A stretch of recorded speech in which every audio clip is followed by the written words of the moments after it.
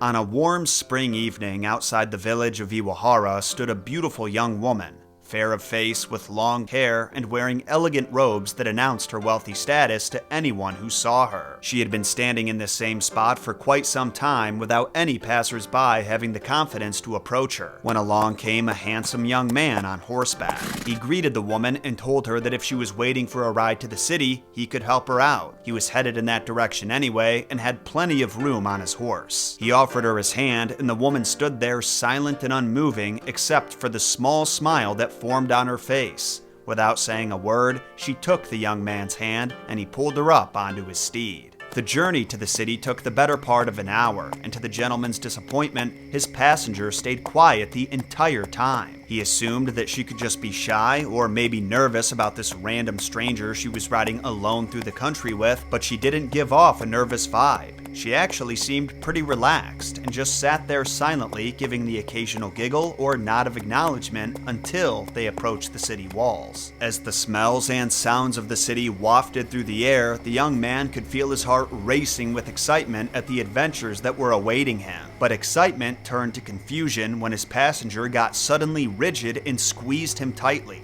like she was nervous about something. At that moment, the barks of the city's street dogs echoed over the walls, and the woman immediately jumped off the horse. The man was about to ask her what was wrong, but she disappeared before his eyes, and standing in her place was a fox. The man almost reflexively jumped off his horse to pursue the fox, but then he remembered the legends he'd heard while growing up. As the fox disappeared into the wilderness, he considered himself lucky that he had only been conned out of a free ride and turned back to the city, ready for the next adventure.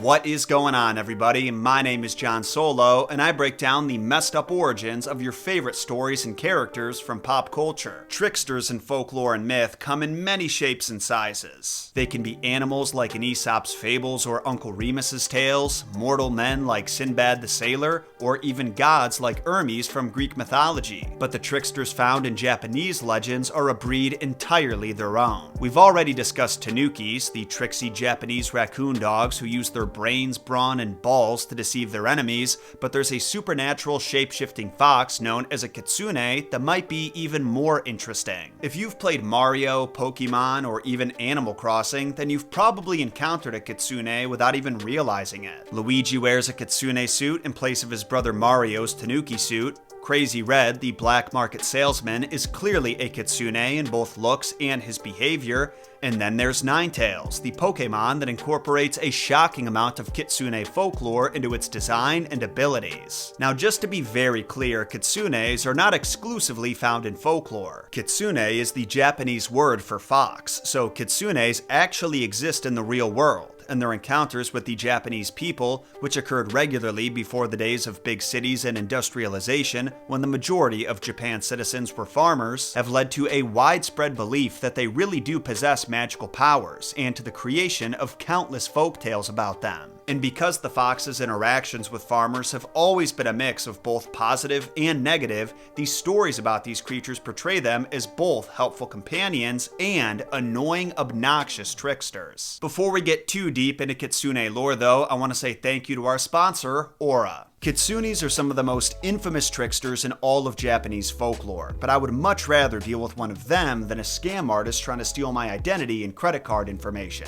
And I'm sure you feel the same way. We should all be genuinely concerned over how easy it is to find our personal information online. Literally anyone in the world can use a simple Google search to find your name, address, email addresses, and even the names of your family members, and then use that info however they want. Lucky for us, an easy solution exists.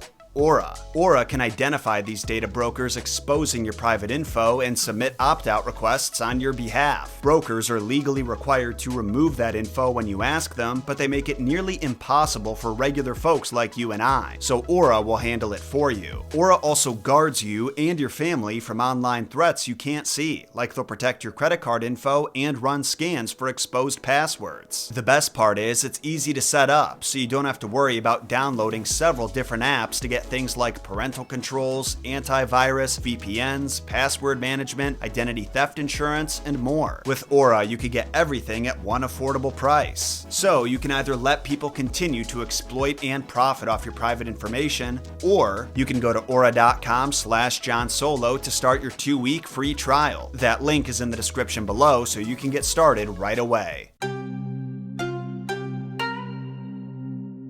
Now, as much as I want to dive into the hilarious and horrifying Kitsune lore, first we got to establish the proper way to pronounce Kitsune, because I guarantee some people are losing their minds hearing me butcher it. Listen, I want to say it right, but every time I think I find a reliable guide, I end up even more confused. Like, I listened to that French guy who does pronunciation videos, and he says Kitsune, which is simple enough. But then the top-rated comment on that video claims the proper way to say it in Japanese would be Kitsune, because the way Japanese people say the whole word at once instead of breaking up the syllables. So fine, it's Kitsune, right?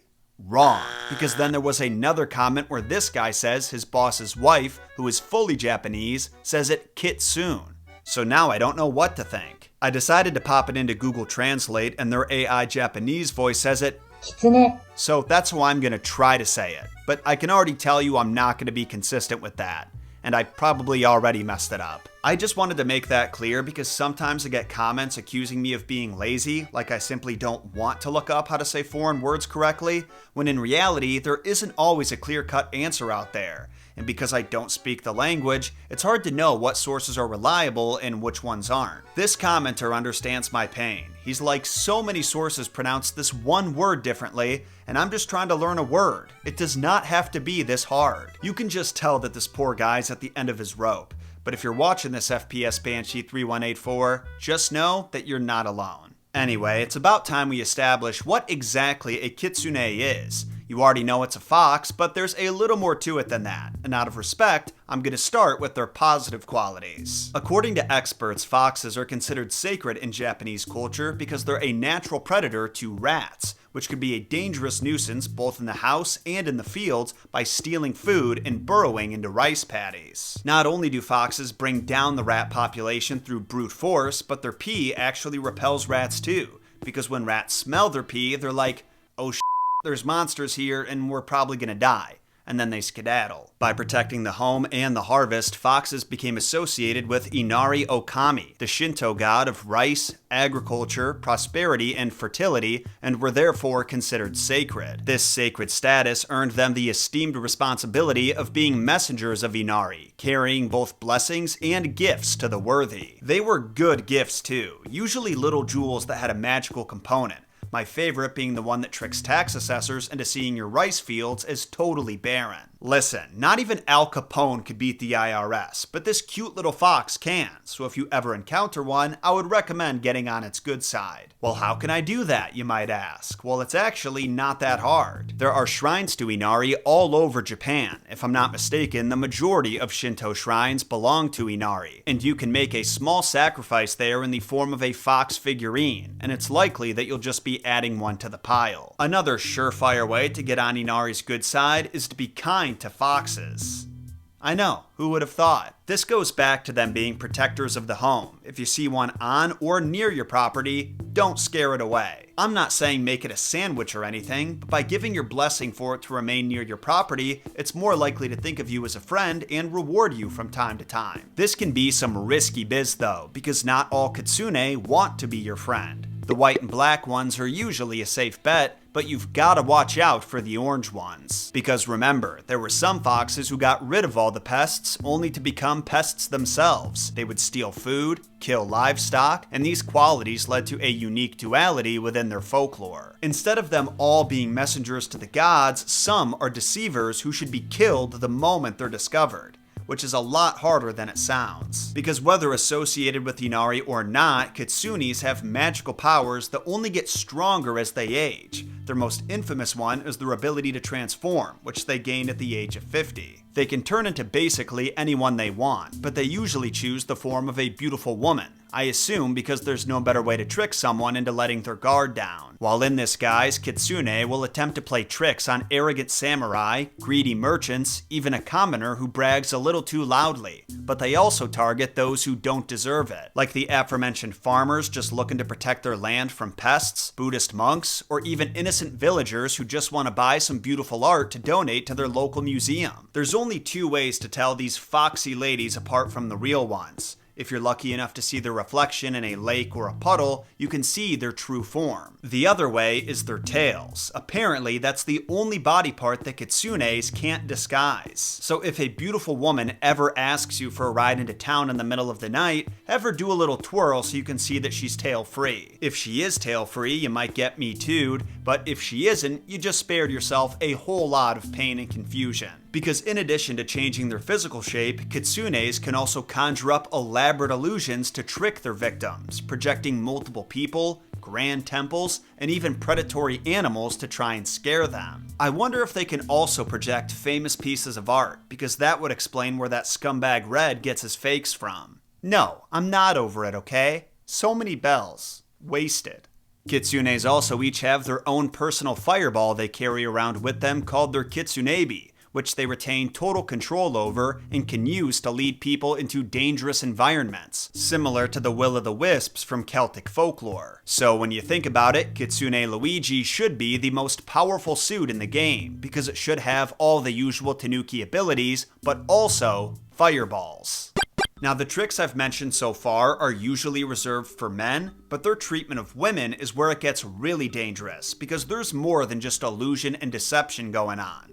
They're straight up possession. They can take control of a woman's body and make her do anything they want, from eating food off the floor to cheating on her husband with a naked mole rat. These illusions and deceptions only get more convincing as kitsunes age and grow more tails. The more tails they have, the more powerful they are. But it seems to me like they eventually grow out of their deceitful ways. Don't get me wrong, it takes a long time, like potentially 1,000 years, but at that milestone, the kitsune gains its 9th and final tail, turns all white or gold, and then ascends to the heavens to become a tenko, a celestial fox. And as if that wasn't enough, it's also granted omniscience, the ability to see and understand everything that's going on for 1,000 miles in every direction. There's actually an episode of Pokemon that demonstrates this evolution really well. The Pokemon inspired by the kitsune, called Ninetales, is able to communicate with humans by conjuring a projection of a young woman. And she explains how, while waiting 100 years for her master to return, and then 100 more, she gained new abilities, just like kitsunes do in Folklore. Brock even says at one point that the energy stored in all Ninetales can last up to 1,000 years, the exact lifespan of a kitsune before it transcends. A not so fun fact about the Ninetales Pokemon is that it made its debut in episode 38, which only aired once in Japan because it triggered epileptic seizures in more than 700 people. You can find the scene that caused the seizures on YouTube Kids actually, so that's an accident waiting to happen, but I would not recommend watching it. It's literally just a flashing blob of blue, red, and purple that takes up 4/5 of the screen, so it's not even interesting to look at. Also, I've never been triggered by flashing lights in my life, but I watched the scene for 3 seconds and felt like my eyes were gonna explode, so if you're prone to that sort of thing, best not to watch it. Anyway, I could talk about epilepsy all day, but we should really get back to kitsunes. You've heard a lot about what they are and what they do, but now you need to hear a few stories about them in action, because they're ridiculous, and the idea that people have been telling stories like these for thousands of years is both hilarious and kind of wholesome. Don't worry, they're plenty messed up too. It's just that after doing this show for 6 years, I have a weird definition of wholesome. The oldest written record of shape-shifting foxes in Japan is found in a book whose title I cannot pronounce for the life of me, the Nihon Ryoiki.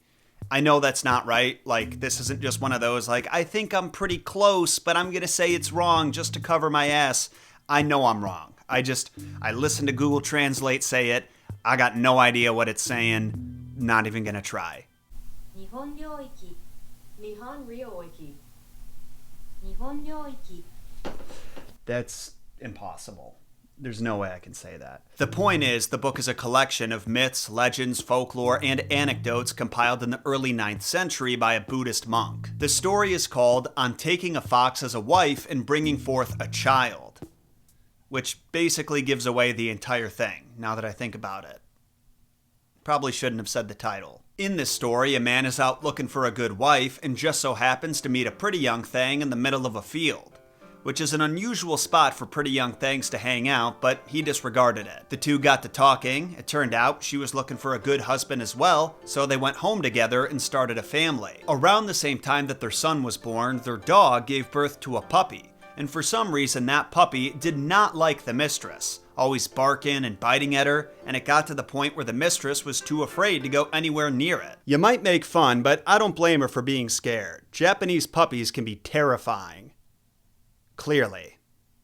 She asked her husband to kill the puppy and he agreed, but when it came time to do the deed, he felt too guilty, so he moved it out to the farm to keep watch over their rice fields. Things were calm for the next few months, but this all changed when the mistress decided to visit the rice fields. The puppy, now bigger and stronger, saw her there and went wild, breaking into a dead sprint in her direction. This startled the mistress so much that when she jumped over the hedge to escape him, she accidentally revealed her true form, that of a fox. When she met her now husband almost a year ago, she was in disguise, waiting to dupe someone just like him. Except he was different than the other men she fooled. He was kind and virtuous, and the Kitsune found herself with feelings that she did not expect. But knowing that he would never accept her true self, she committed to the lie for the sake of the relationship, and now she was overcome with guilt. Now you might assume her husband would get angry about this betrayal of his trust, but he told her that as the mother of his child, he would always love her and to please return to him so they could sleep together. Feeling guilty about her deception, she obliged him, but only once. She disappeared the next morning, and to honor her, the man gave their son her surname, Kitsune no Ate, and he grew up to become famous for his enormous strength and his ability to run as fast as birds fly. According to the story, this is how the Kitsune got its name, which translates to "come and sleep," which is what he told his wife after he learned about her true identity. But that's just the folk etymology. Linguists have a number of theories about where the word actually came from, and I'm not smart enough to break them all down. Now, the reason I shared that last story is because it's the oldest Kitsune story ever found, and since this is messed up origins, I feel an obligation to get as close to the origin point as I can. But this next story I'm only sharing because it's awesome. It's got my two favorite things, comedy and violence, and it's also the perfect representation of the shenanigans that Kitsunes are always pulling. The story begins at the dinner of a wealthy family. About a dozen people are eating, laughing, having a good time, and the conversation turns to how clever foxes are. The group starts trading stories about times where they, or people they knew, were bewitched by foxes, and one of the guests, a man named Tokutaro, gets immediately irritated at this, saying if they really believe that foxes can bewitch people, they're idiots. Then Tokutaro makes a bet with them. If he spends the night down on the moors without getting bewitched, then they'll buy him 5 measures of wine and 1,000 copper cash worth of fish. But if he fails, he has to do the same for them. The terms are agreed to, and Tokutaro heads right to the moors, and he doesn't have to wait long before a fox runs right by his foot and hides behind a nearby tree. As Tokutaro stared at the tree, waiting to see what the fox would do next, he felt a tap on his shoulder and turned around to see his friend's daughter standing there. She asks him where he's going, he tells her a village nearby, and she offers to walk him there. But Tokutaro is on high alert and suspects this may be a kitsune in disguise, so instead, he offers to walk her back home. When they arrive at the girl's home, her parents greet her with open arms, and Tokutaro with some confusion. The father asks him why he's there with their daughter, and Tokutaro pulls him aside to say, "That's not your daughter. Take your wife into the other room, and I'll handle this imposter." For reasons I can't explain, the father and mother blindly trust Tokutaro's assessment of the situation, and they go into the next room. Then Tokutaro turns to the daughter and gets violent. He grabs the girl by her hand, twists her arm, and forces her face into the hearth, burning her with the flames, and he demands that she reveal her true identity. Naturally, the girl starts screaming for her mom and dad, doing everything she can to break free, but Totaro just holds tighter and continues making demands. When he realizes that she isn't going to talk, he tells her that he would sooner roast her than let her trick him, and then he pushed her down into the hearth and stood on her back until she went limp. A moment later, her parents returned to the room and were horrified. Their daughter was not only dead, but she was horribly burned. And here was Totaro swearing that she was really a fox. Not willing to hear any more of his nonsense, they order their servants to restrain him with ropes until the lawmen arrive to execute him. While Totaro is waiting for his date with Destiny, see what I did there? Who should walk by but a priest who checks in on the family to see what all the commotion is about. The parents explain the situation, then the priest talks to Totaro, who begs for his life and swears that he thought the family had been infiltrated by a kitsune. The priest responds that he will only help if Totaro vows to become his disciple and enter the priesthood, and Totaro agrees. And you're not going to believe this, but the parents agree to let him go. The priest explained that revenge wasn't going to bring their daughter back, and that Totaro thought that he really was saving their family, not hurting it. So that, combined with his vow to enter the priesthood, made them soften up a bit. I guess. Respect to them for seeing his side of it, because if that were my daughter, Totaro would have been dead before the priest got there. Well, immediately after being freed, Totaro underwent his initiation. He said his sacred vow, shaved his head completely bald, and then nothing. Totaro was suddenly alone in the middle of the moor, standing exactly where he was before his friend's daughter tapped him on the shoulder. At first he thought the whole thing was a kitsune-induced dream, but then he felt his head. He really had been shaved completely bald, and now he had to meet with his friends. Funnily enough, barely any time had passed since he had left them, such as the power of the kitsune. So to them, he walked away all proud and came back like an hour later with a shaved head. Respect to Totaro though. Despite the endless mocking he received from his friends, he paid them what he owed them, and then he honored his vow to the priesthood. He also never spoke an ill word about foxes ever again. And neither should you. So make sure to sacrifice those like and subscribe buttons to Inari in their honor. That way she'll bless you with new deep dives into messed up myths and folklore every Thursday and new messed up shorts every other weekday. Also, comment your thoughts on the kitsune. How does it compare to the tanuki? And are there any other creatures from Japanese folklore I should cover? I suppose I could do one on the Japanese chin, but you'd just be better off following Penny on Instagram. Link to that is in the description. You'll also get to see adorable pictures of Gunther in his little shirt, so I don't know why you wouldn't follow it. I'll see you all again next week when I dive into some more messed up mythology. Until then, my name is John Solo, and remember, I can't do it with the left hand. John shot first.